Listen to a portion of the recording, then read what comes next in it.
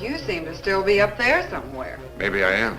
There are flying saucers. Supposing they're Martians or something in there.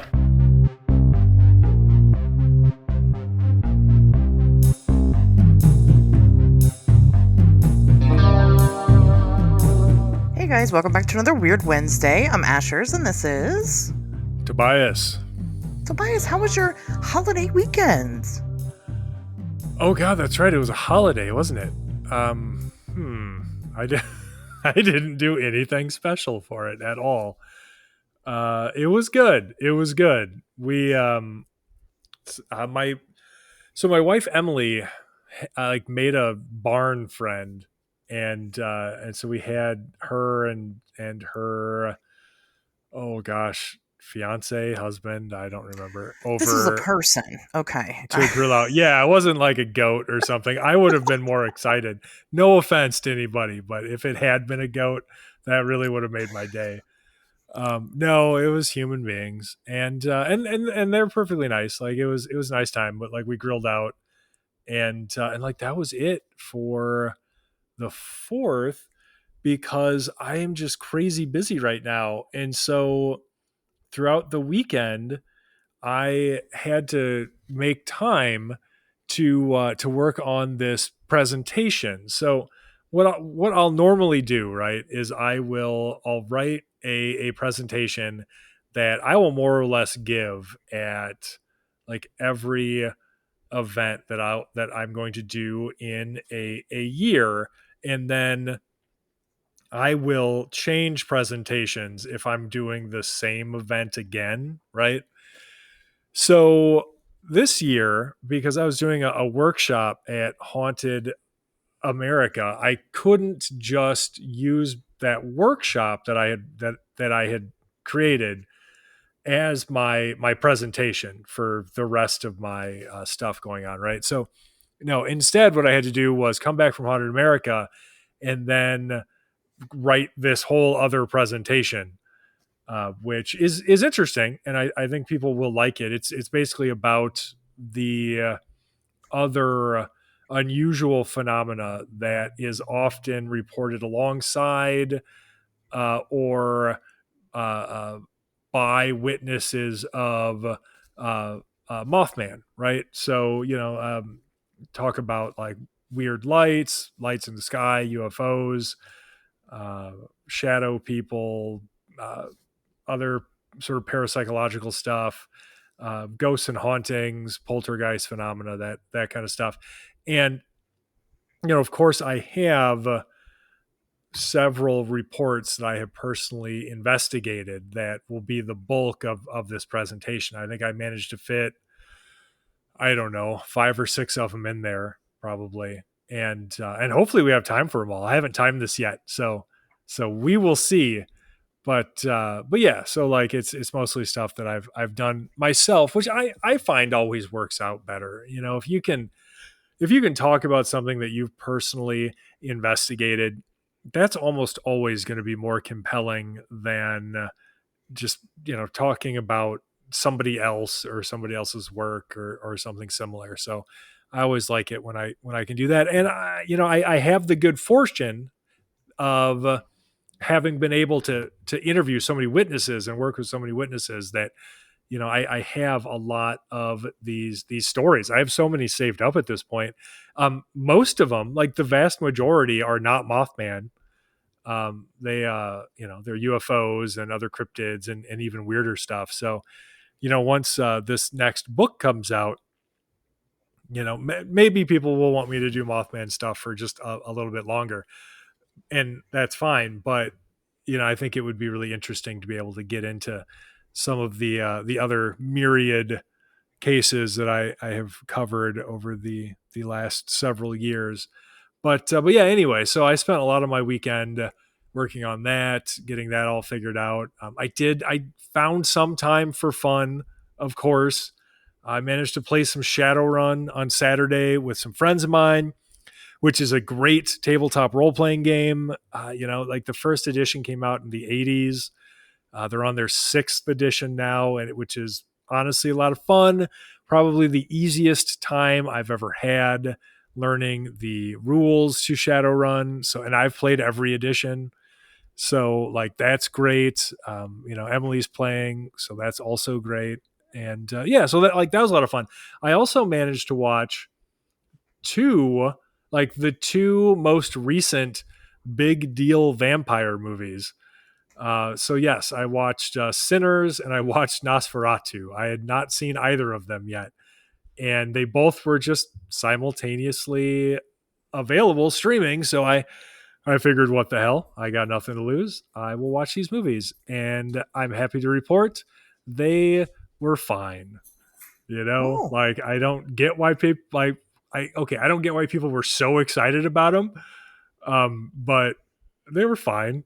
I mean, they were definitely vampire movies. I mean, anybody who doesn't know that Nosferatu in its original form was just a shot-for-shot fucking ripoff of Dracula is going to go is going to go into Nosferatu and be like, wow, this seems really familiar. Oh, where have I heard this before? Well, it was just a way to circumvent needing any legal right to Bram Stoker's work. So yay for that, I guess. And I got to say, okay, like Sinners was fine. Like, it was a perfectly good, like, bottleneck vampire movie. And you see those a lot with like vampire movies or zombie movies, especially, where people get trapped in a place and then they gotta not get eaten by the monsters or whatever. And it's like, so that was fine. It wasn't particularly like innovative in any way, but it was solidly put together. There were some silly stuff in there, and I don't know why nobody is talking about this, because there would be times where the dialogue was not era appropriate, and I would just be like, I don't think that's how people talked, but okay, that's fine, we'll roll with it. And then no, like, literally at one point somebody's just like, it's go time, and I'm like, nobody said that then. Like, what it's go time? Like, how recent is that? Anyway, but the best part of the movie, and whatever, this isn't even a spoiler because it's not going to ruin the plot or anything, is because the movie makes this big deal about like connecting generations and how like music culturally is like this connective tissue, which I thought was a cool idea. But then there's a part where they're like trying to show all of these different eras of music sort of as ghosts simultaneously. And, and this was certainly a fucking choice. One of them is like Future Dude, and he's got an electric guitar, and he's like wearing this like shiny jumpsuit and shit, and clearly is like from the future or something. And it was the funniest fucking thing. Like, it couldn't have been funnier if it was planned. Like, if it was meant to be hilarious. Oh God, and I haven't heard a single person mention it. All I've heard people say is, oh my God, Sinners. Oh, what a great movie. I mean, it was fine, you guys, but like, did we all forget about Future Rocker Guy? Like, that was the silliest fucking shit. Like, why are we ignoring that? Anyway, have you seen that movie? No, I haven't seen either of them yet. Oh my God. All right. Well, watch it. Like, you can watch Sinners is on HBO now, so you can watch that on HBO. And literally Nosferatu was like streaming for free on fucking Amazon Prime. Oh, wow. Yeah, I mean, I've got Peacock. It was on there for a long time. I don't know. Okay. I don't know if I want another Nosferatu movie, to be honest with you. We don't need it. Right. And so it's like, but Sinners, I definitely might check out, especially now for Future Dude, because I love that. That sounds great. It's just the best fucking part of the movie. I was just like, what is happening right now? Like, I was told this was to be a serious film. Why is Future Rockstar Guy here? I don't understand. Yeah. Man, that sounds way cool. The fucking best. It's so fucking, that movie. It's entertaining. I just found it to be so, and this is the best word for it, I found it to be so much sillier than advertised. Like, so much fucking goofier than anybody had told me. So, Wow. yeah. Goofy ass movie. Sounds like you had a great weekend. Yeah, it was solid. I'd give it a solid 8 out of 10. Barn friends and future rocker guy. Sounds great. Sounds That's not right. If he that showed bad. up right now, I would be so happy. Because he's just in there. He's wearing his fucking wraparound sunglasses, like wailing on his electric guitar. And it's like one of those weird V-shaped ones. Oh, just the best. Wow, that's pretty. That's pretty intense. I'm telling you got to watch it just for that. I will take you up on that. I am feeling like a new parent, and I can say that because I've been a new parent before. I'm so fucking tired. Tobias, I'm so fucking tired. Having a kitten is hard. It is hard, yeah. It's so difficult. It's been he's done really well in general trainings. Learning shit that he can't fuck with, and I don't let my cats get on the counter or table. And I know that sounds crazy when you say I don't let my cats, but cats are trainable.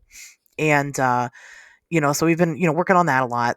He does okay, but the problem is that every night between 3 a.m.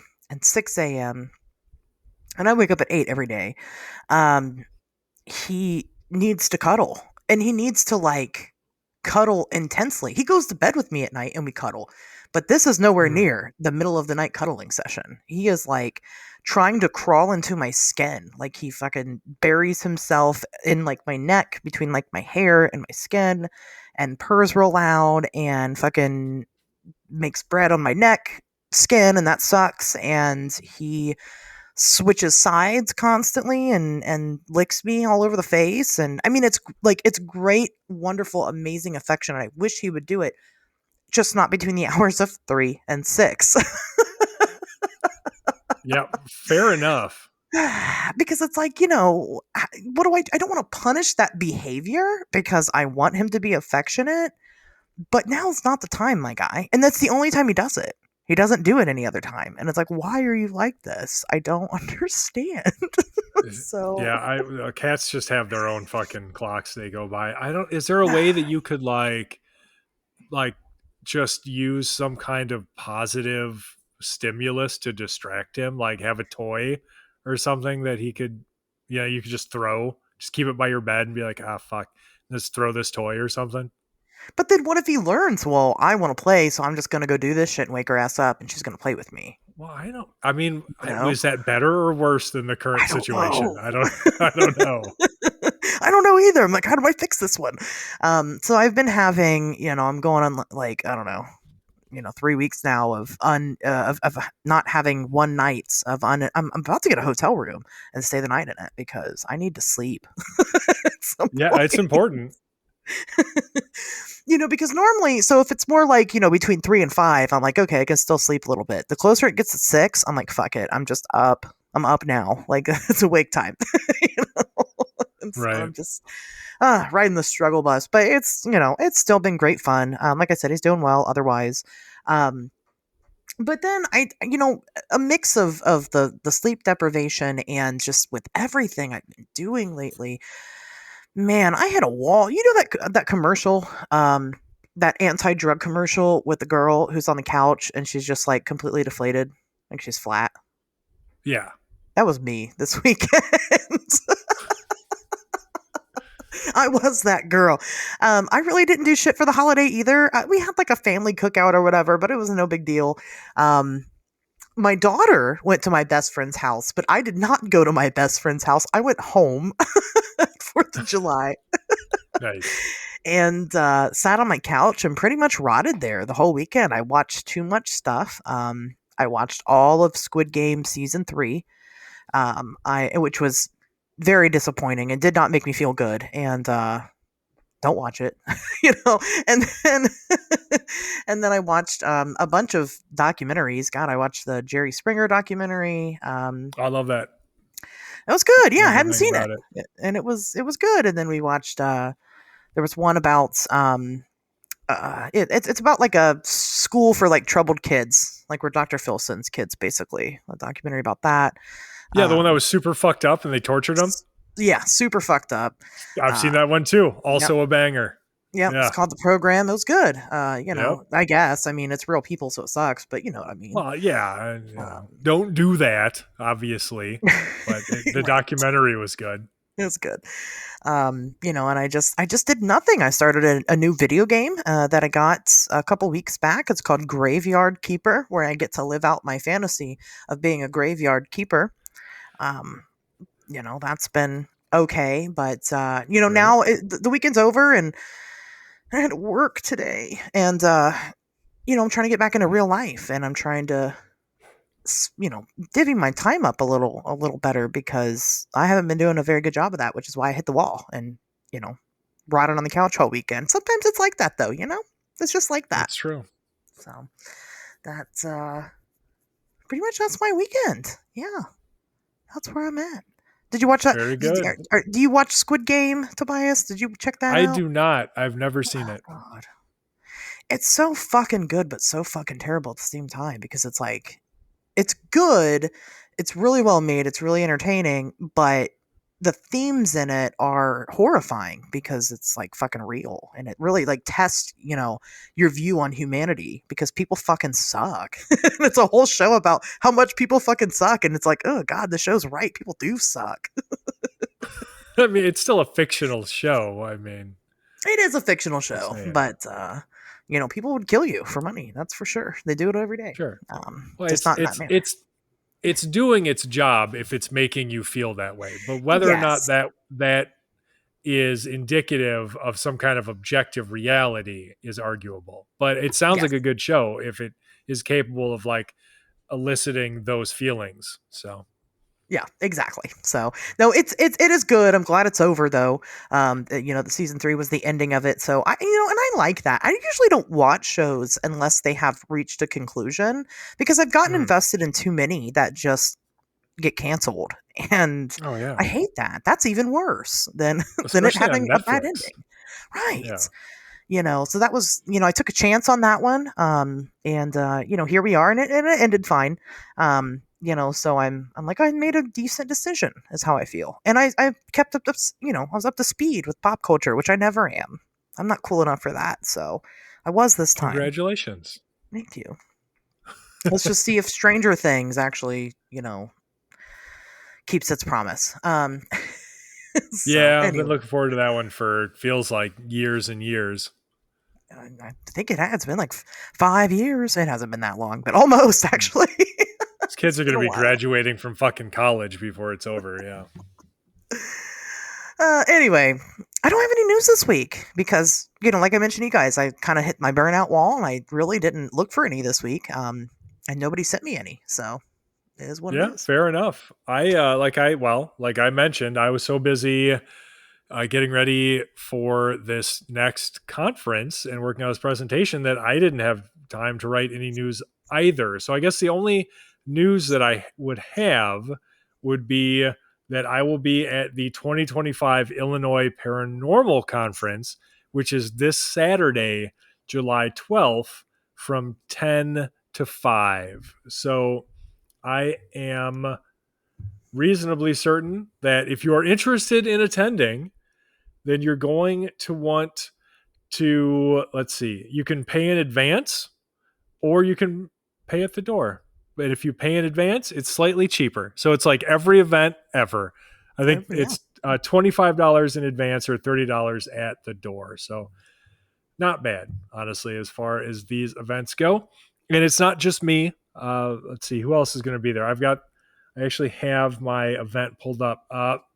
My good friend Richard Estep is going to be there. Dave Schrader. If you're into the paranormal, you know who Dave Schrader is.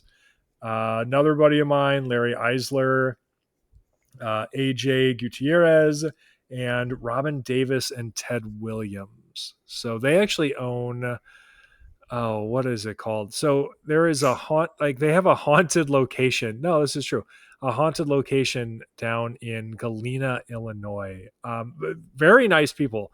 I've met them at Haunted America before. That's one that they regularly attend. And so I haven't made it to Galena, but one of these days I definitely should. So anyway, entertaining lineup, should be a good time. People are going to get weird. I'm going to talk about Mothman related phenomena like, ghosts and UFOs and things that are commonly reported alongside Mothman sightings.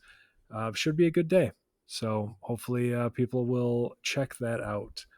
Very nice. And if you talk to Tobias, he's already said it, for at least 10 minutes, friends. You get friendship. That's right. If we talk for 10 minutes and you're nice to me the whole time, we're friends, like officially.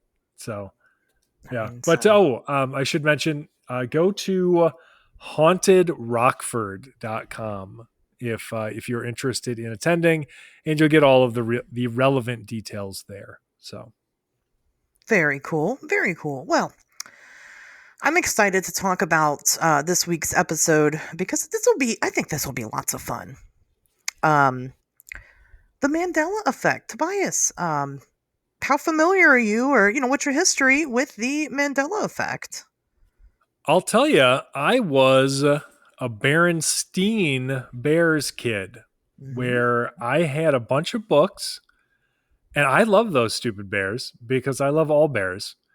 And I was sure that it was Berenstein, Stein, and not Berenstain, which apparently in this universe, I guess, is how that is spelled. So I'd say I am intimately familiar with the Mandela Effect. Did you have we kind of teased this topic a little bit last week? Did you have the Berenstain epiphany before you were aware of the Mandela Effect, or was it after, when everybody started talking about it? It wasn't until I think people brought it up in that context where I was just like, what? Nuh-uh. It's Berenstein. And then bunch of liars. It was like, yeah. Like, honestly, I would have lived the rest of my life thinking it was Berenstein Bears if the Mandela Effect wouldn't have become popularized and people wouldn't have brought that up as a specific example of it. So, yeah. Thanks a lot, guys. What's your favorite fictional bear character? Oof, boy, that's tough. No, it's not. I'm going to let you answer, but it's not tough. It shouldn't be. Well, now I feel like no matter what I answer, it's going to be wrong because you've already picked out the right answer to this. I have an expectation, yeah. Sure. Well, there's just a lot of them. When I was a kid, I liked the Berenstein Bears. I liked Gummy Bears. I liked Paddington Bear. There's a lot of bears that, especially if you're a kid, are pretty rad. In terms of, if I had to pick one fictional bear, I don't know. I don't think I can. I don't know. Well, the correct answer is Winnie the Pooh. Oh, I guess I didn't even mention Winnie the Pooh. I know, thought right? of that, and I just glossed right over it. He has no flaws. He has no flaws at all. Not one. Doesn't wear pants. So that's a flaw. I don't wear pants half the time. If I don't have to. He wears he wears a shirt. Well, that's true. That's pretty uncomfortable. Right. That's what makes it weird. So I don't trust him completely. That's for sure. I won't trust anyone who's wearing a shirt and no pants. Not 100%. I don't know how you could. I don't know how you could. Can you imagine you have a party and fucking Winnie the Pooh shows up with his shirt and no pants, and you're just like, everybody looks like this fucking guy. Right? Just be like, dude, if you were only going to wear one or the other, you should have went pants. Like, nobody needs to see that. And he just looks around the room and he goes, oh, bother. Yeah, exactly. That's what I'm saying. Weird bear dick just flapping in the breeze. Oh, gosh. I don't think he has one. He's a stuffed bear. That's okay. All right. I said he's flawless, but there is some weird Like the fact that he's not even an actual bear, like he is a stuffed bear, was always like strange to me. Yeah, Because you I don't think guess. about that, when you're watching the No. show or the movies. Like he's a bear, but like at the end of the day, they're all stuffed animals. Yeah, I guess isn't Eeyore's tail like pinned on? Yeah, Yeah, because he's a stuffed that can't be animal. right. Yeah, yeah. So what? Tigger How is bounces on he? his tail because he has a spring, and his tail because he is a toy. Right. How does he eat then? Because Winnie the Pooh, he eats all that honey, but how's he digesting it? Where does it go? Does he have to eliminate waste? I don't know. This isn't adding up. I don't like it. I think the honey There's part something off. was just added to account for this fucking weirdo Christopher Robin and why his teddy bear is sticky all the time. All right, just saying. Eey, that is uncomfortable. You know who doesn't have all those issues? Paddington. You're right. Paddington Paddington does makes not. total sense. He likes his molasses. He wears a raincoat and a hat. Practical, yeah. He's, But where's his he's a pants? normal. Does he have pants? He doesn't. He's a bear.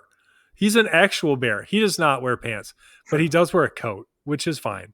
Because here's the deal. Like if you're an actual bear, you don't have to wear anything. You're just a bear. But if you are going to wear something, don't have it be creepy. And there's nothing creepier than a shirt and no pants. They're all creepy, but like Yogi only has he has a fucking tie and a collar, but nothing else. Right. That ain't right. Why? He's dressed like he's on his way to some fucking Eyes Wide Shut party. I don't get it either. At least we all agree on all these memories. Right. There's your education for the day on fictional bears. You're welcome. Back to the topic at hand, the Mandela Effect. I'm sure people have heard of this before, but just as an example, a lot of this conversation I took from social media. I asked you guys, if you've had any experiences with the Mandela Effect, and just to kind of explain to you guys what it is exactly. I ripped this comment right from author and actually Gray Barker, expert, if there ever was one, Tony Breeden. He said, well, first of all, I was under the impression it was called the Mandela Effect, so we might have a bigger problem than we all thought. Oh, boy. The Mandela Effect is basically a series of situations where you typically have two camps of people. Sometimes there are people that think that a situation, a character, a logo, a line in a movie happened one way, and then you have another group of people that claim it happened another way, but they're both very adamant in those beliefs. Sometimes you have people that dream up I'm not going to say dream up, but claim to remember entire things that never seem to exist at all. But it all started, the popularity of this in the name, the Mandela Effect, started in 2013. With the death of Nelson Mandela. I'm not going to get into who the fuck Nelson Mandela is. That's up to you. Like, y'all can look that up if you want to. However, he's a big political figure, big anti-apartheid activist. There's a lot of stuff to his story. Anyway, he was imprisoned for quite a number of years between the 60s and the 80s. And a lot of people remember him being killed in prison in the 80s and have very vivid memories of this. However, in 2013, suddenly it was announced that Nelson Mandela had died. And people had no clue how to process how a dead man died again. Right. Which it's interesting. I mean, you can if you want to trace the Mandela effect specifically, it starts with one person. Yeah. And ironically, it's not Nelson Mandela. No, it is Fiona Broome. So, if you don't recognize that name, listener, do not feel bad. I feel like a lot of people probably don't, because the Mandela effect took off. But if you don't dig into it, you're not going to find her. But it really originated with this one paranormal investigator. And so you can trace this back directly to like 2009 ish, essentially, where she started talking about having memories of Nelson Mandela having died in the 1980s, as you mentioned. But at that time, he wasn't dead yet, right? And so that, it was a thing, but it wasn't. Yeah, I think you're right. It wasn't until later that it really took off, and I Yeah. think people started hearing a lot about it. Yeah, his death, definitely put the spotlight on the entire situation, because people were like, "Wait a minute, I thought he died already." I wasn't alive in the 80s. I barely know who Nelson Mandela is. I'm just gonna be real with you. I've never had a reason to much in my life, right? I'm not African. Um, wasn't born in that time period. That's just the way it is. But so I don't have any particular memories of when Nelson Mandela died because I wasn't alive yet. But some people do. Some people have. One person commented on one of my posts today about Nelson Mandela, saying that they remember listening to the radio sometime in the 80s and being annoyed because it was breaking news on the radio that Nelson Mandela had died, and he just wanted to get back to the music. Didn't really care about the situation, and wanted to hear more rockin' jams from the 1980s. So, I mean, like I said, I don't have any particular experience with that. But some people do. I mean, was it like a horrific death? I really couldn't find examples of like why so many people thought he did die. So my understanding is that people thought that he had died in prison. So first of all, I can't imagine anything more American than some dude who is tired of having to listen to the news about all this pesky apartheid in South Africa Yep. because I got to get back to my fucking Journey or Foreigner or whatever the fuck Yeah. he's listening to. Right.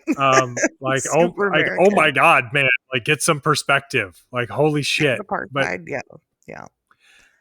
And anyway, yeah, it was my understanding that that people had thought that he had died in prison during this time, because he wasn't released until later. So, I mean, that's not a particularly grisly death, but Nelson Mandela was a huge historical figure, yeah. and so anything to do with him was a big deal, and would have been spread broadly. Yeah. Yeah. Like I said, I don't.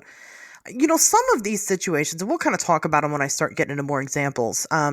Some of the Mandela effects do tend to have some like reasonable explanation.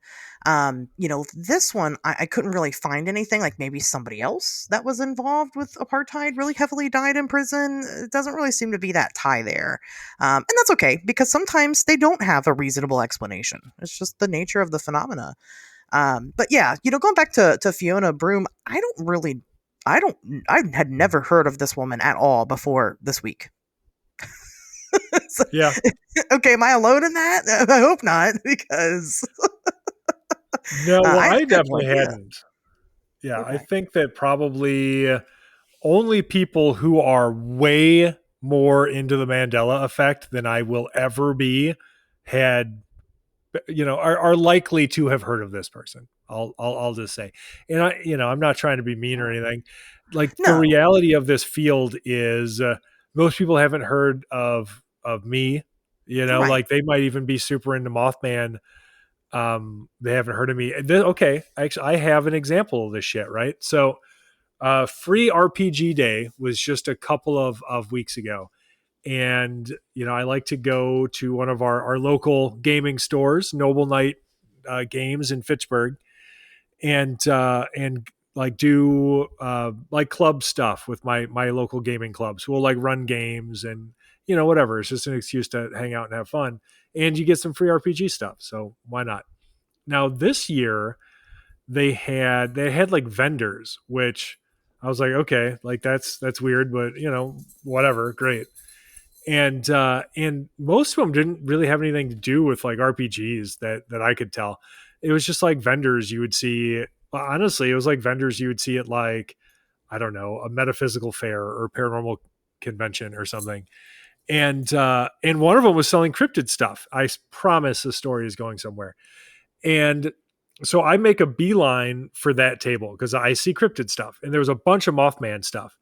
And I'm like, oh, awesome. So I strike up a conversation with this person selling this stuff. I'm like, oh, you're into Mothman? Like, that's really cool. Like, what got you into cryptids? And she said something like, or what got you into like making cryptid art or whatever. And she said something like, I wanted to be a cryptozoologist until I found out there wasn't any money in it. And I was like, well, I know personally that is true. So you made a good choice. And she had never heard of me. She'd never heard of any of the books that I had written, and was not aware that a Mothman episode of Unsolved Mysteries had come out last year. I think she may have been vaguely aware of Expedition X, hadn't seen the Mothman episode. So like, it is possible to be likely that most of the people into these subjects do not bother to follow them super closely or ever engage with the source of the information that they do enjoy about it. So yeah, it's not an insult at all to be like, I had never heard of this person. It's just how this fucking field works. Like, nobody's heard of anybody. It's not, I don't think it's personally insulting, but I do find it like conceptually insulting because like, she is the person who kind of created, I mean, she didn't create the phenomena, but like, she coined it and nobody knows who the fuck she is. And I think that sucks for her. I feel some, not sympathy. I feel empathy, I get it. Sure. Well, that all changes today. So now everybody is going to remember Fiona Broome. We will remember Fiona Broome. And every time this comes up, I will just mention it. Be like, you should check out Fiona Broome's website. It's still up. There's a lot of shit about the Mandela Effect on there. Yeah.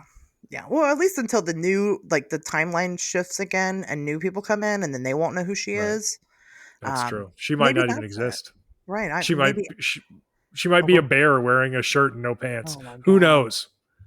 Can you imagine a whole fucking world of just bears with shirts and no pants that are sticky?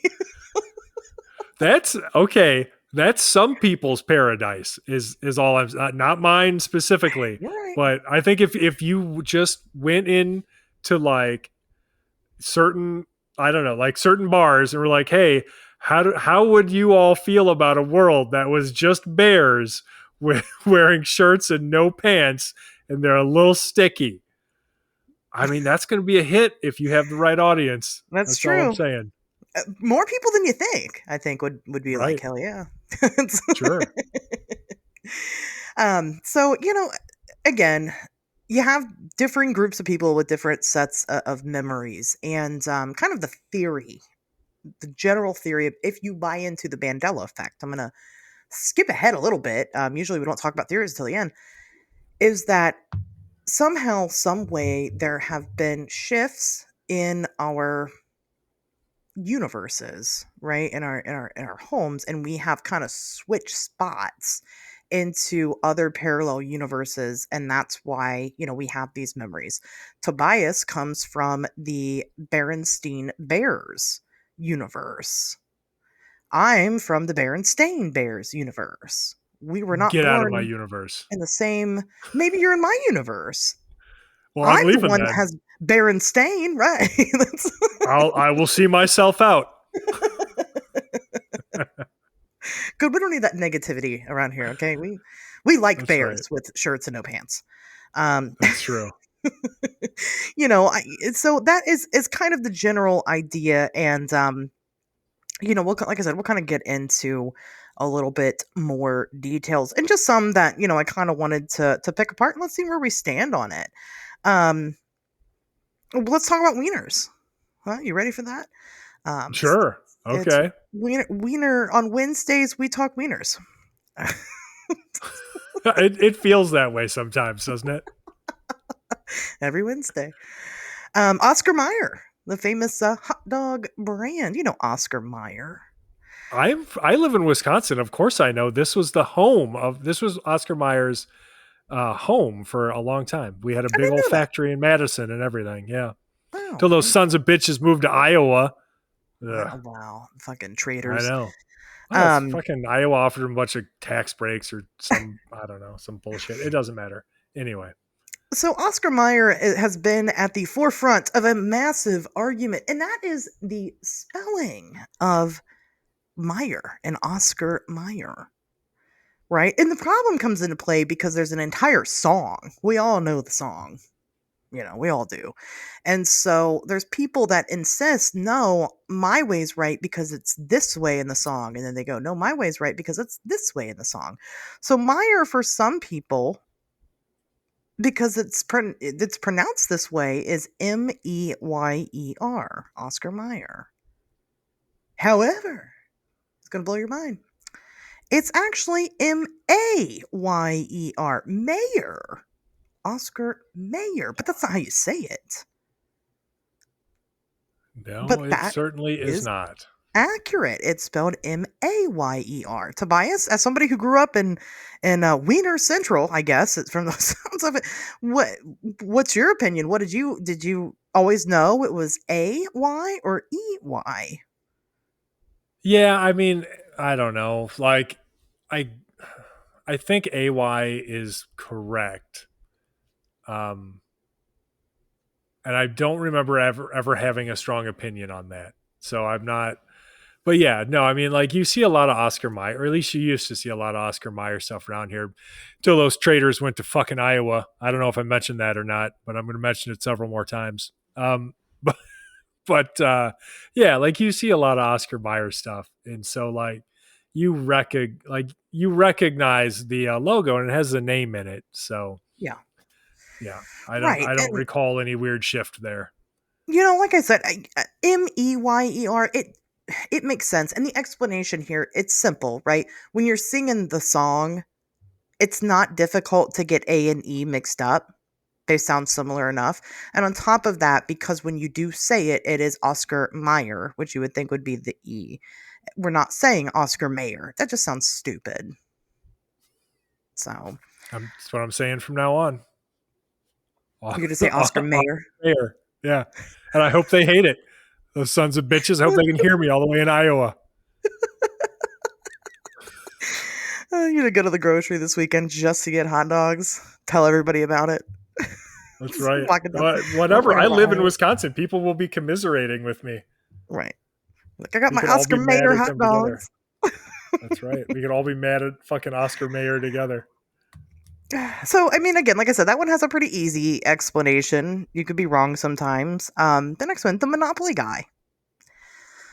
Does the Monopoly guy, does he have a monocle or does he not? Tobias, how do you remember the Monopoly guy? Little rich guy. No monocle for him. Top hat, tuxedo, no monocle. Mr. Peanut has a monocle, but not Monopoly guy. Mr. Peanut does have a monocle. I feel like I always envisioned the Monopoly guy with a monocle. But the correct way is no monocle. That is correct. I don't feel too strongly about it. I agree with that. Mr. Peanut, is gonna be like, I think people would easily get that one mixed up. Um, but somebody else, when they were mentioning the Monopoly guy, also mentioned the Pringles guy. The Okay. Pringles guy. When you think of the Pringles guy, without looking it up, do you envision him with a monocle or no monocle? With oh boy, the Pringles guy. I just remember that mustache. It is a very impressive. Um, That's probably the most impressive mustache but ever. let me think about it now. I think the Pringles guy. Does he has a monocle? Does he have a monocle? I'm going to say he does. You're gonna go with he does? Sure. Ooh, that is wrong. He has no monocle. Ah, And again, I I agree was with guessing. you. I honestly didn't know. That was not a Mandela effect for me. I had no idea. No, when somebody had mentioned the Monopoly guy, and somebody else was like, "Well, don't people get that confused for the Pringles guy because they do look a lot. They both have a really impressive mustache." They do. And instantly I was like, oh yeah, that's right, the Pringles guy, he's got a monocle. And then I went and looked at him. Apparently he doesn't, and that feels wrong to me. It feels like he should have one. Like, he doesn't have a body or anything else, you know what I mean? Like, he doesn't have the top hat and cane. Like, he should have a monocle at least. That poor son of a bitch doesn't even have a body. Somebody give him a monocle. Something. He's got to have some personality. I mean, I guess his personality is mustache, but it is. Yeah, he's like Sam Elliott. He's got the mustache. Right, that's his whole thing. But I think he deserves a monocle. But I agree. I think that getting it mixed up with Mr. Peanut, because he has a. Remember when Mr. Peanut died? No. That's like a whole fucking ad campaign that they did. Yeah, he like died and his son took over or something. It was okay. Anyway, I will have to Google that. Google it. It was a weird time. I think it was in like 2016 or it wouldn't surprise me if it was. 2016 is fucking crazy. Anyway, so I do agree with that. Easy explanation. People just kind of colliding different mascots together and it happens. But people reference, well, like, somebody had mentioned there was a Monopoly man. What's his name? Just Monopoly Man? They had mentioned. I don't have any idea. Yeah. Mr. Moneybags. I feel like it's something to do with money. Moneybags. Probably. Anyway, they had mentioned a joke that happened in Ace Ventura: Pet Detective. Fantastic fucking movie, by the way. And how he had made fun of the guy who looked like the Monopoly guy, and he had a monocle. And I agree with that. I think that pop culturally, I think a lot of the times what happens is that something gets big in pop culture, and we remember that scene from Ace Ventura, and we remember the guy's monocle, mostly because like he was holding him upside down and shit, and his monocle didn't go anywhere, so that was impressive. Right. But like we remember that scene, so that's what we attribute to it, and then find it, we're shocked to find out that it wasn't word for word exactly the Monopoly guy. So that's one. Yeah, fair enough. Ace Ventura, I haven't seen that movie in forever. I feel like it may not have aged well in certain ways. Like I do remember the plot revolving a little bit about like around transphobia. You're absolutely right about that. Yeah. Yeah. It's crazy that I just forgot that that's actually like literally the whole plot, but you're right. Fuck. Yeah. Well, it's like going back and watching Young Frankenstein and the monster just like sexually assaults a woman into liking him. Yeah. And I'm like, why does nobody ever talk about this? Like, I get that otherwise it's a funny movie, but I feel like this is kind of a big deal. Like it just feels problematic. Like that's fucking weird, right? Like you can't, if you force yourself on a woman, the outcome is not going to be you are so good at sex that she falls in love with you. All right. You're just going to prison for rape, dude. That's like, what the fuck, man? That's a really good point, because Young Frankenstein, I mean, that's another movie, gets a lot of praise. And it is good. Otherwise, it's tough because like when you think of stuff like Ace Ventura, like I don't think about like the terrible transphobia in it. I think of like Jim Carrey's animated character, like being of course crazy and silly. And so I hadn't thought about that point, because I also haven't watched it in a really long time. So I hadn't really thought about that in a long time. Right. That's disappointing. I hate that now. Yeah. I mean, I'm sure that like the funny parts, like most of the funny stuff is still funny, obviously like it was sort of, I think that's a movie that introduced a lot of us to Jim Carrey. Because I had watched In Living Color prior to that, which I'm pretty sure is like the first thing he did. And then I think that probably led directly into like Ace Ventura, and then that took off, and then we got everything else. So I don't know. Like, I'm not telling people to hate it, like whatever. I'm sure it's still funny. It's just interesting how so much of these movies are reflective of the time in which they were made. Right. Because I remember being alive in the 90s, and like, it's still like, it definitely was not a friendly time to be openly trans. It wasn't even that friendly of a time to be openly gay. Yeah. So, I mean, it was, I mean, it was a I mean, yeah, you know what, I'll just say it. Like, it was a fairly, I think, culturally shameful time in Oh, this country, for but sure. it just is what it is in terms of progress, right? You know, we're always just trying to do better, and now we're doing better. So, and there's still work to do, right? I think So about, anyway, when I think about stuff like that, I remember in the third grade, yes, the third grade, they had us watch Gone with the Wind in school. yeah, And before we watched it, like the teacher gave like a big disclaimer, and she was like, "Look, you've got to understand it was a different time and blah blah blah." And I think about that a lot because we can't go back and change the past. It just is what it is. no, That's we just have to change our perspective, like how super impressive it was that Einhorn is going around as a woman, has slept with all these men and none of them noticed the cock and balls. That takes skill. she was pretty hot, so Right. I mean, I mean, I she get did a it, damn good job doing what she was doing. I want to know that story. right? Where'd you keep it the whole time? Anyway, this is a big one. Let's get to a big one that people lose their fucking minds over.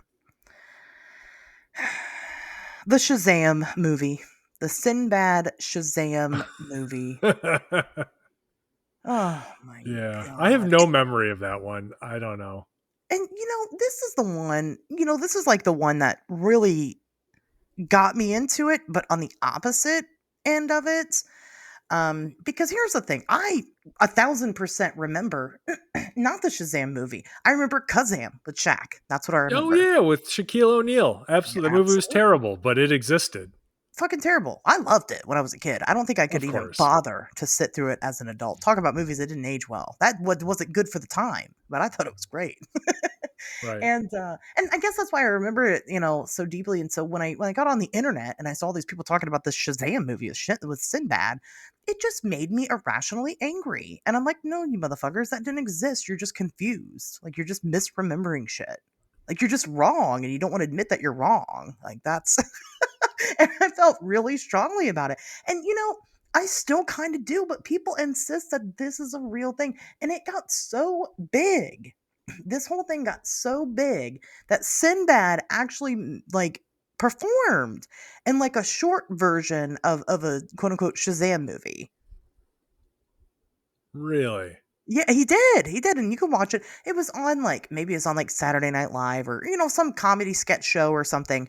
Uh, It was just a really short, or maybe it was something he did on the side. I don't know, but it's like a really short movie of him playing a fucking genie, and he did it because of this theory going around. Because people ask him all the time about the Shazam movie, and he'll kind of joke about it and be like, "Oh yeah, I did that movie," you know, how Sinbad is, right. Oh, of but course. he didn't actually, it's not, there's no proof of it anywhere. And that's kind of something that I wanted to bring up, because you'll also find people who like they'll take screen grabs from that the parody that Sinbad did, and they'll be like, "Look, it's real," or they'll doctor up like VHS tapes and be like, "Look, I have it. It's in my possession." People do that with the Berenstain Bears too. They take the books and like, "Look, I've got one." If you switched universes, then wouldn't the thing that you remember existing not exist at all in the current universe that you're in? Like, isn't that the That is rules? correct. Yeah, that is what I would imagine. So, well, and that's sort of the frustration, right? So, even if you are correct and you have switched to a different timeline, a parallel universe, whatever you want to call it, and you've brought these memories with you, it would be next to impossible to prove, because you're right, like the universe in which you exist now does not have, or should not have, any evidence of the thing existing as you remember it. Like that's kind of the whole point, right? So yeah, I've never loved, because I've seen those things too, where people are like, "Oh, look, I've got a copy that must have come with me from my universe," and it's like, I don't know, man. Like I was barely on board with the whole people switching universes thing. But then now you're talking about like VHS tapes doing it. I don't know. Okay, I have to draw the line somewhere, right? Yeah. And for me, the line is with like the VHS tapes and kids books, and somehow making it over to like it just I don't know. It just doesn't add up because, and I don't know how deep we want to get into this aspect of it, but it's the most interesting part of it to me.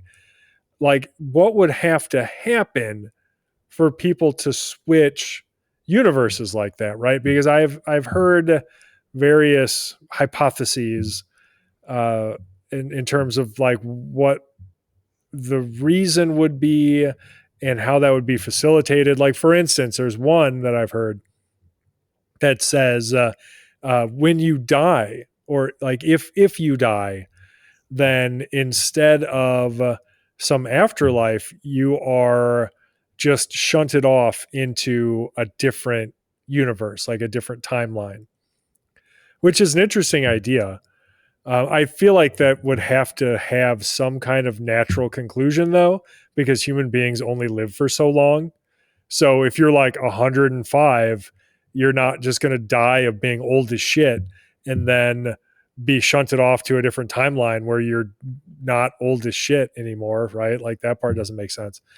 But anyway, so for most of those, the explanations I've heard, they don't really allow for the transportation of other physical objects, right? So yeah, I don't know. I don't buy it. Well, and that's why I think this so many people enjoy the Mandela effect just for what it is, and that's okay. You're allowed, because like you said, Tobias, even if you're right, you can't prove it. You can't prove that you're right. Yep. And if you're wrong, well, you can't really prove. You don't really prove things wrong. I mean, it doesn't usually happen. I mean, so that's not how shit works, right? I mean, so it's certainly open for interpretation. Because let me tell you, and we talked about this last episode, I fucking know that the goddamn Fruit of the Loom logo had a cornucopia on it, and you're not going to tell me otherwise. I remember that. That was my other one, like the Fruit of the Loom logo and the Berenstein Bears. Like those were my two. Now there's plenty of other ones where like you ask me what I think it was, like the Pringles guy, and I got to guess because I don't really fucking remember, But you're those two, blanks, right? Yeah, like those two, I was sure about, but apparently not. Yeah, the cornucopia one blows my fucking mind. So it is weird. I want to talk about this other kind of pop culture one that I didn't realize was a pop culture one until today when somebody shared it, and it's about Weird Al. And it's about the thought process that Weird Al had killed himself. So somebody said that they had this memory where Weird Al killed himself, and then all of a sudden, a couple of years later, he like reemerges with all these albums, and they were so confused about it. What? Don't even joke about that. Weird Al is a national treasure. So here's something that's weird. King of the Hill, you guys know I'm a huge King of the Hill fan. Something's wrong with me. But there's an episode, and I always thought it was weird, and I had to actually, sometimes the jokes I do have to look up. I know that sounds like I'm really stupid, but because I'm not like a big pop culture person, I don't get some things. But one of the jokes in the show is that, Bobby is telling Hank about how, he could be like Weird Al one day. And Hank goes, Bobby, Weird Al blew his brains out after he couldn't sell records in the 80s. And I always thought that was a strange thing to say because Weird Al did not blow his brains out. And this is a show that came out in the late 90s, early 2000s, right?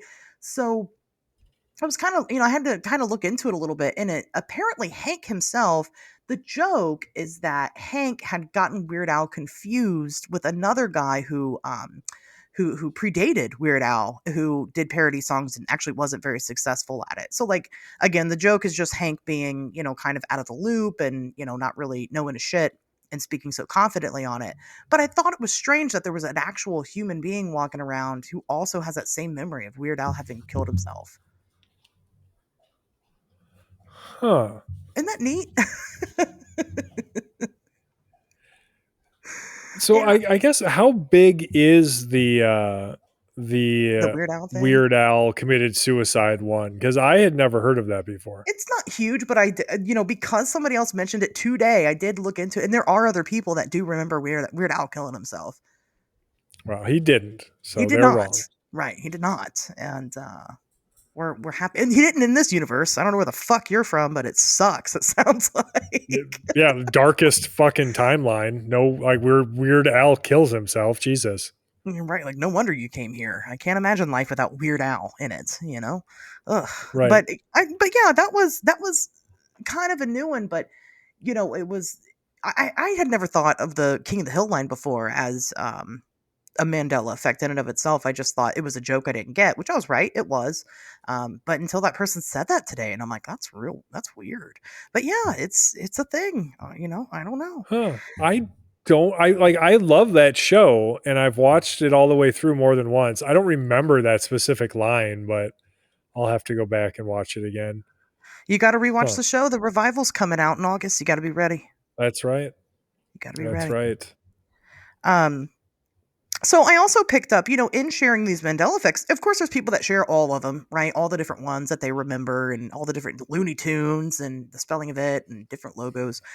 But some of the ones that I got were like a lot more personalized experiences. And I wanted to talk about those a little bit because those are really neat.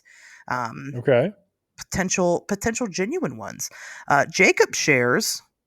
He says, so for decades at any buffet, my mom would get ham cubes on her salad. But then a few years ago, she said she hated ham on her salad. My sister and I were like, what the fuck? Interesting. My comment to Jacob was that either your mom is obviously a changeling or she's playing the long con. Because I could see myself pulling some shit like that on my own child. Well, yeah, I mean, maybe like that, like that does sound like something moms would do just to fuck with you. But is it possible that she has gone through some change in her life where she just doesn't like them now? I want some clarity where, like, did she say, no, I've never liked ham. You know that. You shut up, or was she like, oh no, I don't like ham. So like that was all. She's like, what happened between me and ham? Why would you bring that up? Right? How dare you mention ham in front of me after everything that's happened? Yeah, I would just imagine it's something like that. Or she has, dementia or something, which I hope is not the case. Or just, they were kids. They misremembered it. It was something else. Maybe it was croutons or bacon bits or, and they assumed it was ham. Sure. I don't know. Bacon and ham are cousins. So they are. Yeah, they are. Yeah. So, it could be. That could have a simple explanation. This one comes from Anita Allen. And Anita, she doesn't really, unfortunately, Anita does not get the credit that she deserves. She is a wonderful paranormal researcher. But I'll stop buttering her up now. I think she likes me enough. She says, when I was maybe 14, a road I walked regularly suddenly had a curve with 5 houses in it. I still go check every so often to see if they are there and if the road is straight again. Spoiler, it's not. I think I have diverged so long from my origin point that at this point, I'm not going to see that street with only one chalet-style house again. And I think that that's pretty neat. A couple of different people had very similar memories of, like, houses in their neighborhoods, different, like, places that they frequent that they remember being on the opposite side of the street than what they actually were. I think those are really cool. Those are fascinating. Yeah, there's no guarantee that, and this is true for all of this, so I apologize in advance, but there's no guarantee that they weren't just misremembering things. I would have a lot of questions like, how much time has it been since they visited these places? How old were they when they last visited? Like, all of this stuff is relevant, I think, in determining whether or not it could represent like a legitimate paranormal phenomenon, right? Because like if it was just yesterday and they're like, oh my God, I swear this house was on the other side of the street. I was just here yesterday. Then I'd be like, holy shit, that's fucking bonkers. Wow. Okay. Weird. But if they were like, oh, I'm sure that this house that I drove by, or I was in the car when my parents were driving when we were little kids, and I remember it being on this side of the road, and now 20 years later, it's on the other side. Well, I don't fucking know, dude. You probably just didn't remember it right. Like Yeah. these are important. Yeah, I think her particular experience reads as if she did just literally walk down the road one day and it was totally different. Um, but I agree with what you're saying. In maybe some of the other cases, it was just people simply misremembering the layout of the land, and that's okay too. Maybe you usually enter from the east, but this time you enter through the west. Of course, the thing is going to be on the other side. That's the way that Right. works. Very much a possibility. But but for Anita, I mean, it seems like I'll read it again. When I was 14, a road I walked regularly suddenly had a curve with 5 houses in it. So I mean, it seems like it was regularly enough. But if she Right. means like I walked it regularly when I was 5 and I went down it when I was 14 and it was totally different, then there's a variance there. So I think it's neat. I think it's a neat one. Yeah, no, I'm with you. I think the way that that's worded does strongly imply that this was a Sudden. sudden, like day to day change, and that is really weird. Like that reminds me of stories of like phantom diners and stuff, right? Where Yeah. like people will have just been there, but then they go back and the diner doesn't exist anymore, or something similar. So who It's knows? like It's rare to encounter those Craigslist. in the wild, Yeah. with a first person account. So that makes this one especially cool. I like it because it reminds me of my John Keel one.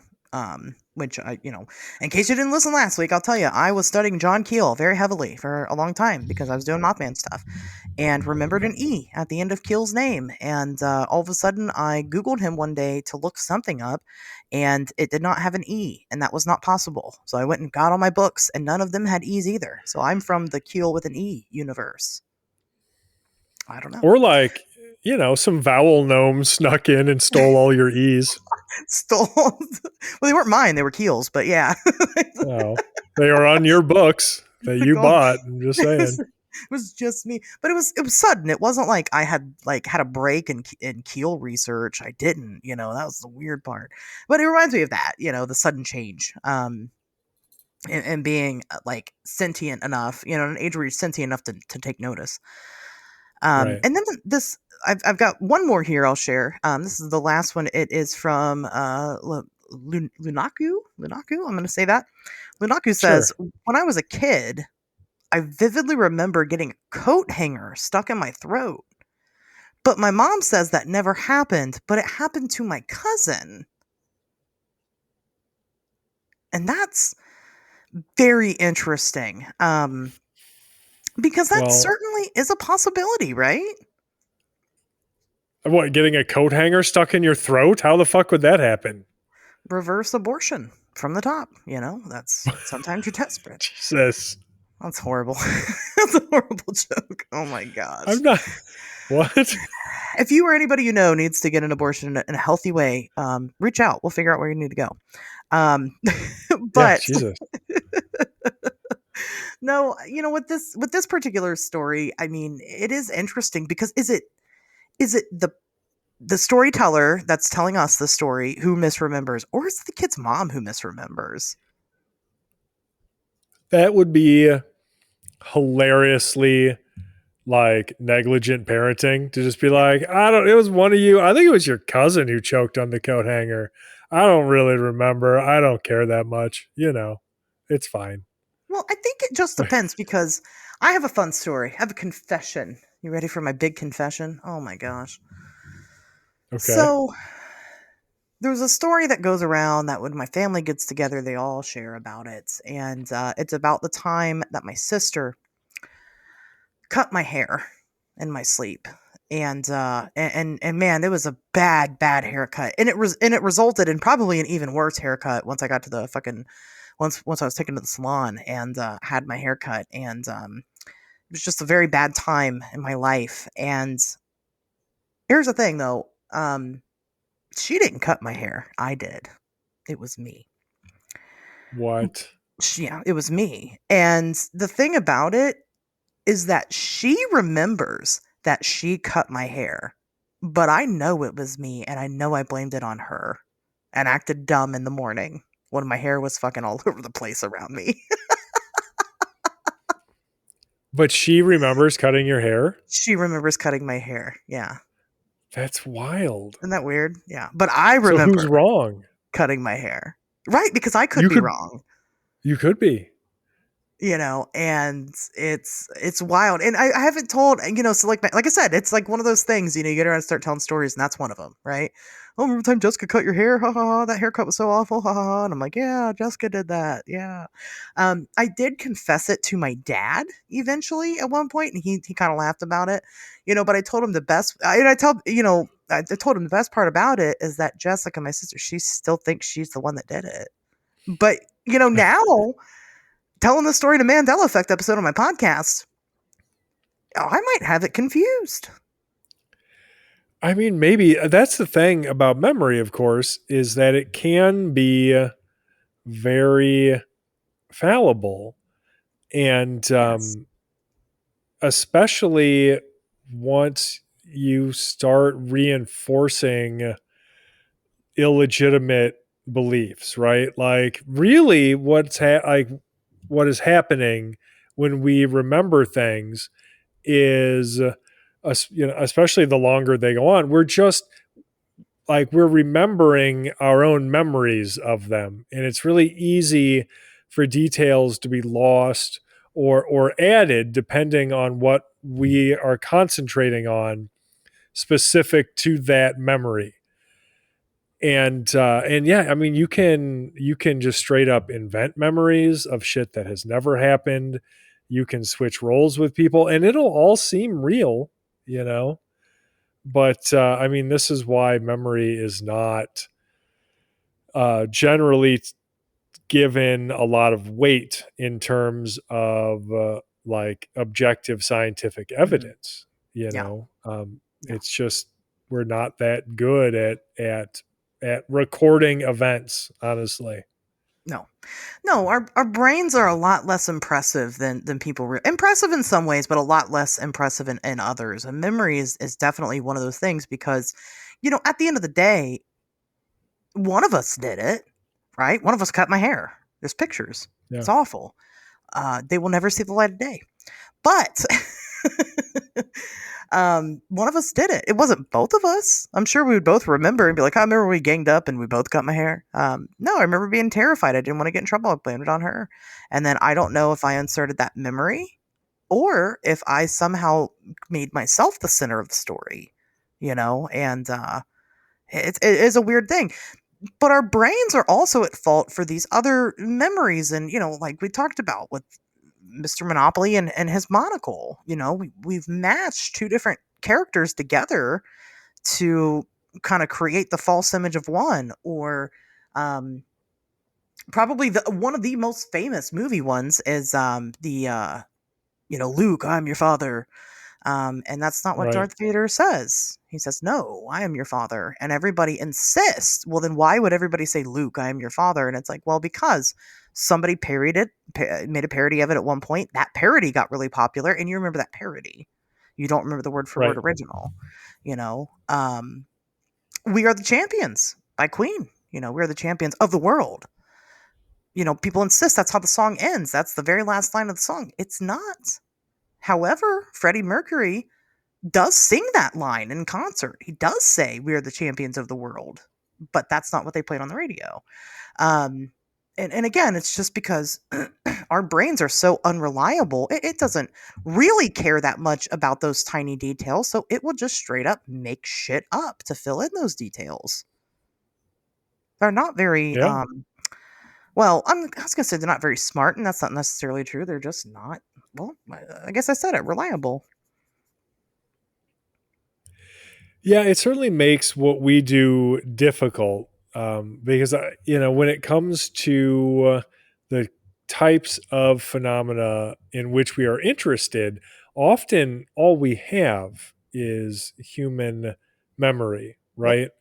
And so I hope people aren't listening to this going, "Oh my god, my whole life is a lie. I can't trust any of my memories." Like I don't think that's what we're saying. That's not what I'm saying anyway.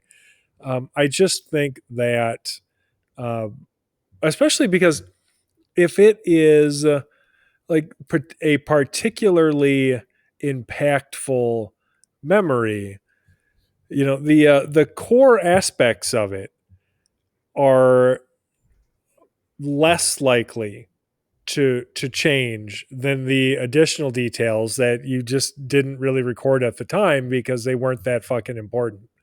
Like I'll find when I'm interviewing witnesses, a lot of people don't remember the exact date or maybe the time or something that something happened, because that's just not the way that we tend to organize our memories, right? Like it's just not that important of a detail, and then by the time you care, it's too late. um so yeah, I don't want people to think that like all of a sudden I'm saying, oh well, if something happened to you, I'm not going to believe you because memory is stupid. No, I don't think that's the takeaway here. I think that like what is interesting about this is that it does introduce, I think, some things that we need to be aware of in order to be able to utilize something like eyewitness testimony. You know what I mean? So I mean, this is why, for instance, I will, if I'm interviewing somebody and they tell me some experience they've had, I will go and verify the things that I can verify. Like if they're telling me that such and such an event happened at a certain day and time and the weather was a certain way, then I can check that. I can go and usually look at like historical weather data and be like, oh, okay, like the moon really was in the phase that they said it was, when this happened. And doing things like that and being able to verify those kinds of details, I think can go a long way towards maybe reassuring people that not all memories are completely inaccurate. Yeah. It's just that a high enough percentage of them are or can be prone to inaccuracies that we need to be cautious. And I think it happens, like I said, when maybe the memory isn't particularly important or impactful to someone, like the Pringles guy. Like I don't care about the Pringles guy. I spend no time thinking about the Pringles guy. And so when you ask me if he has a monocle or not, I honestly don't know. And in my mind, I can picture the logo kind of with and without one. And Right. my brain doesn't know which one is actually correct because it's not something that I've internalized because I just don't care that much.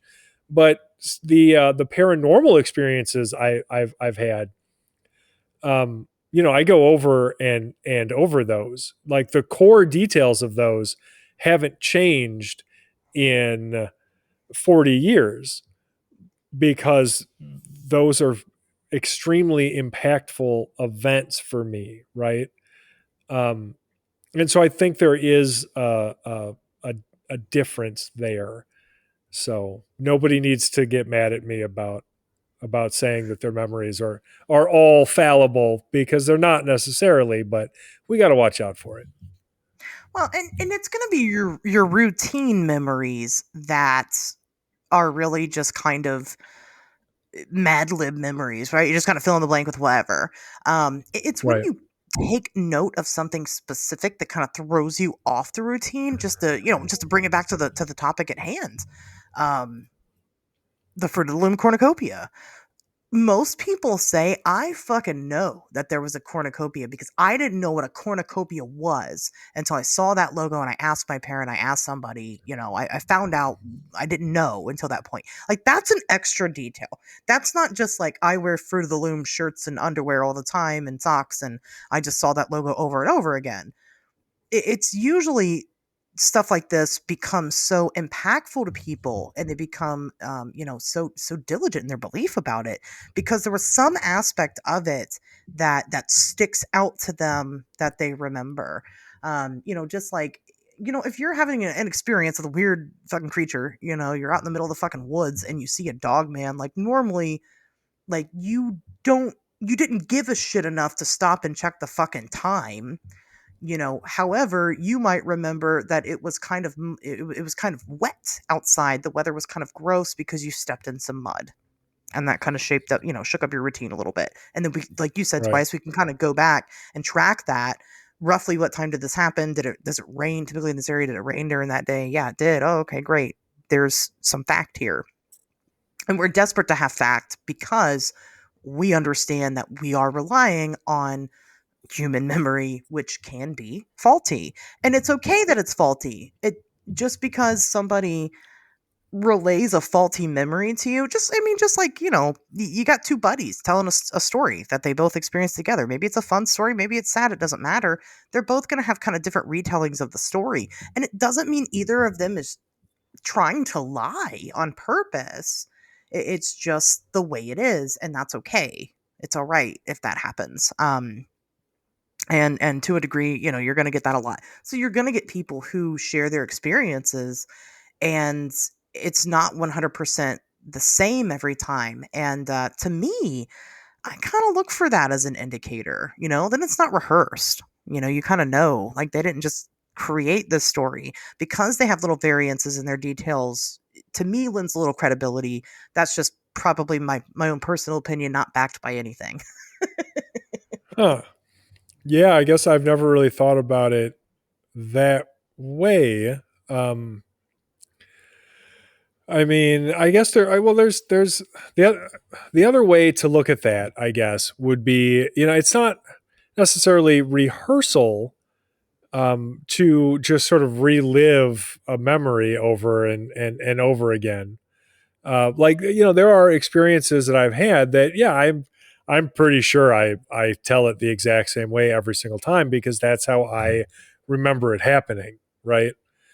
And I've spent a lot of time with some of these memories because, again, they were very powerful instances, right? Like, these were just very powerful events in my life. So, I guess the other thing too, and this was an interesting point that you brought up, is the likelihood we are to remember something when it varies wildly from our normal experience. And I think there's something to that. Like, of course, you're much likelier to remember the time that Bigfoot walked in front of your car than you are to remember every other fucking trip home from Walmart, Yeah.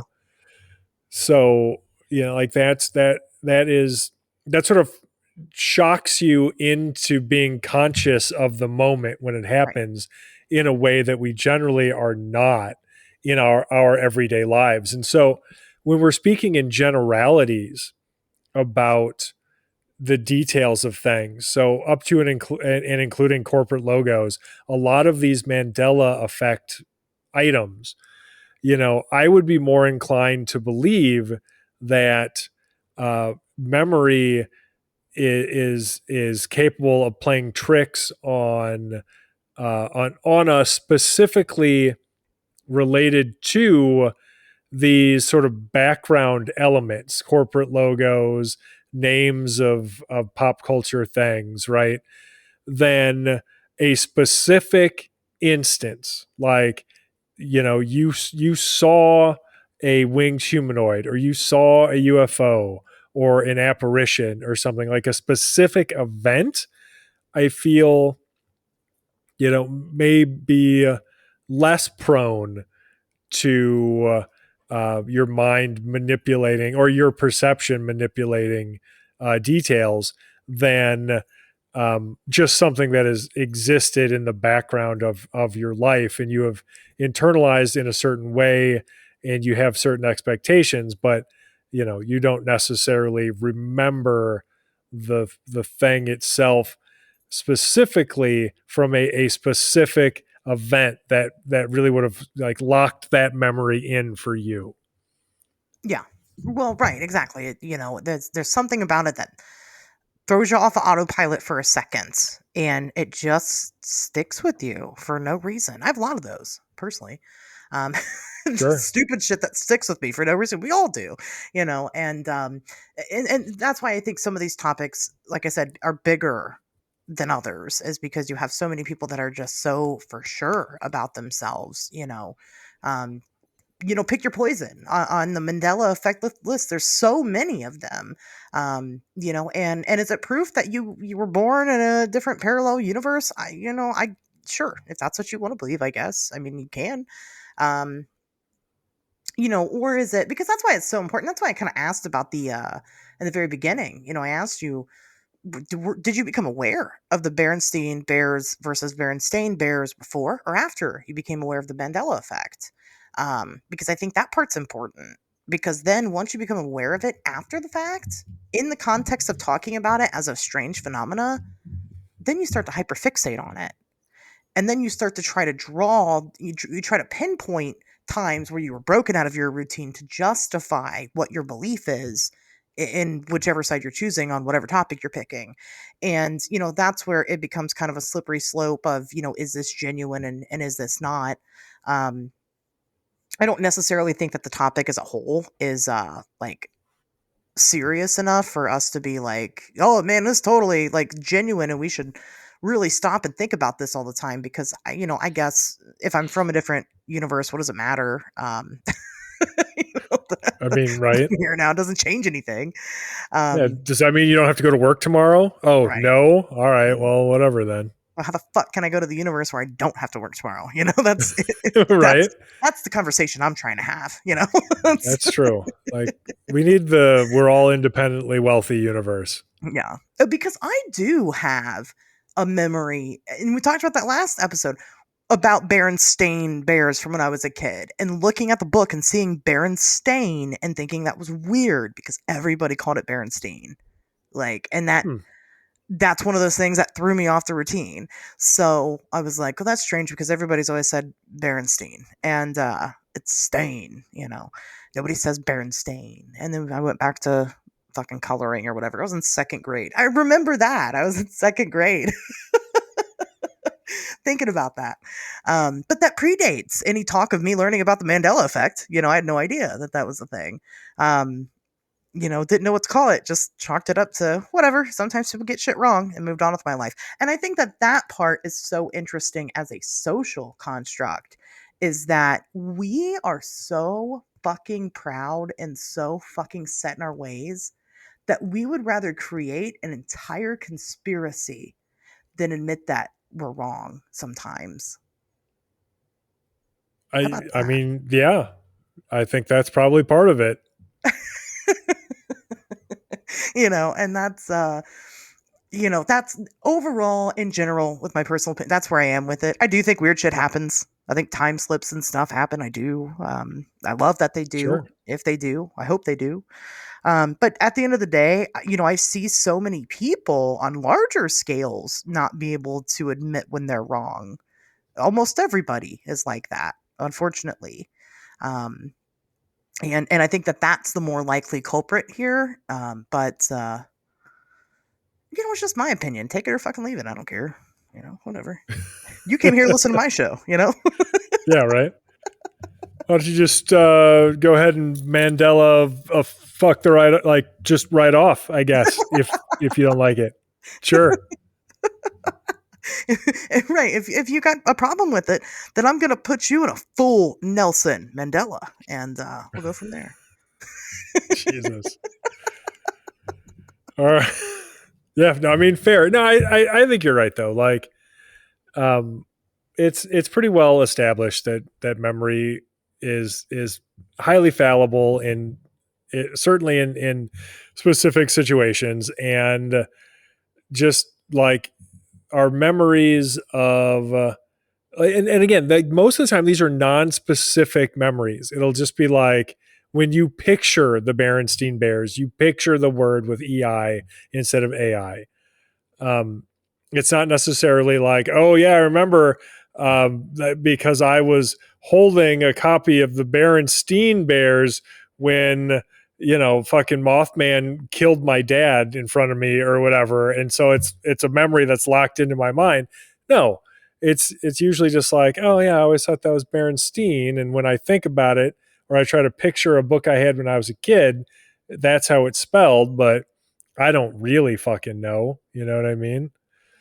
So yeah, it is a lot of people, I think, just being completely unwilling to admit that it's possible they're wrong. I'm not even saying that they are wrong.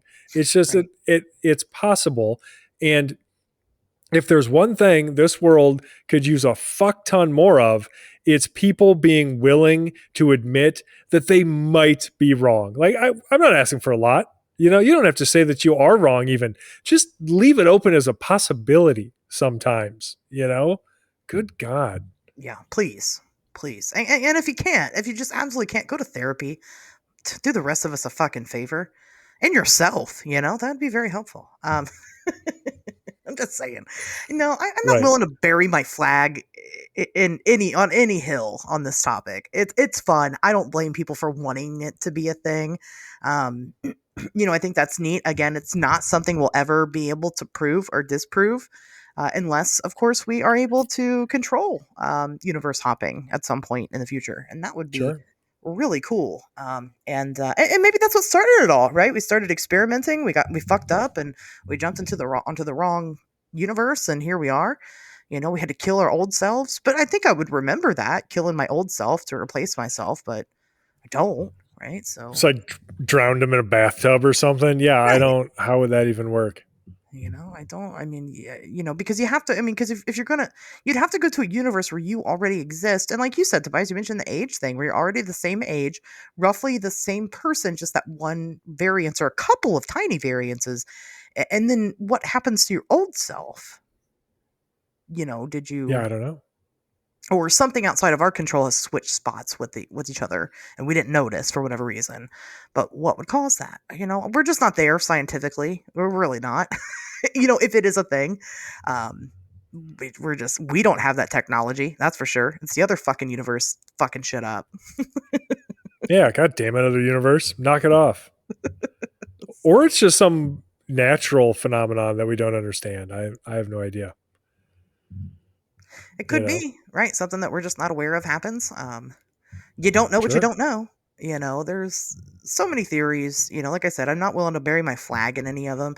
I think it's okay. Obviously, I jump on board with some of them.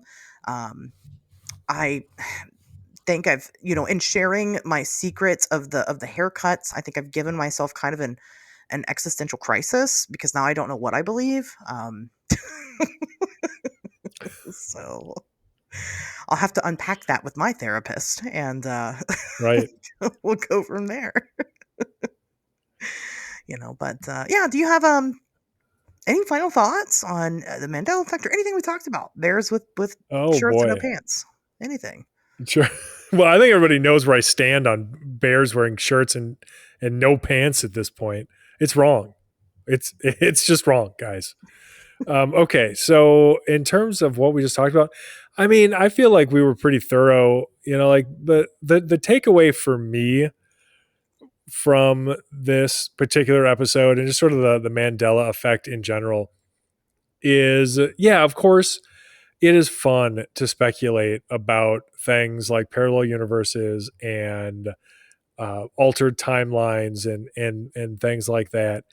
But at the end of the day, I think what would be ultimately more useful to us as investigators or just paranormal enthusiasts, really, would be to honestly consider this for what it tells us about human memory and the particular foibles and fallibility of that, and how we can best use that then to inform our own investigations and how better to just sort of form opinions on certain evidence, like anecdotal evidence, right?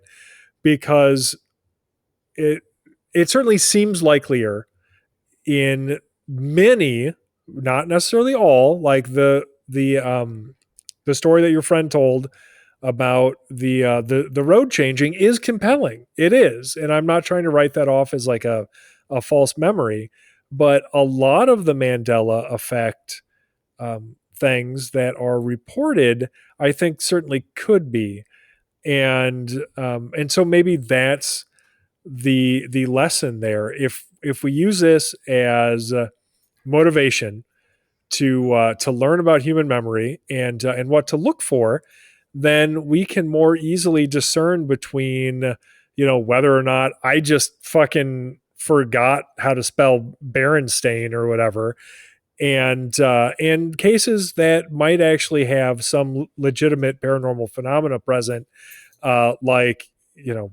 a road suddenly changing from day to day, which certainly strikes me as unusual. So yeah, that's the takeaway, gang. Keep an open mind, but not so open that your brains fall out. And remember that memories are fallible, except for the memory that's telling you that memories are fallible. Listen to that one. That's the memory that you should listen to. This was a fun episode. It felt like we just smoked a fat joint and just talked about weird shit. It felt good. Pretty much. So I hope you, listener, got to enjoy yourself a big. What do people say? Fatty's not correct anymore, right? I can't say that. That's rude. Oh boy, can't Jay? you? I don't know. What do the kids call it now? Yeah. I guess they all spliff? do. Do people still use that? That's a good one. A spliff. I don't even know. I hope you got high and listened to this episode. I should have said that in the beginning, but here we are. Get high and listen to it again. You'll forget that you listened to it. It's fine. There you go. All right, guys. Well, with that being said, we'll see you guys back here next Wednesday.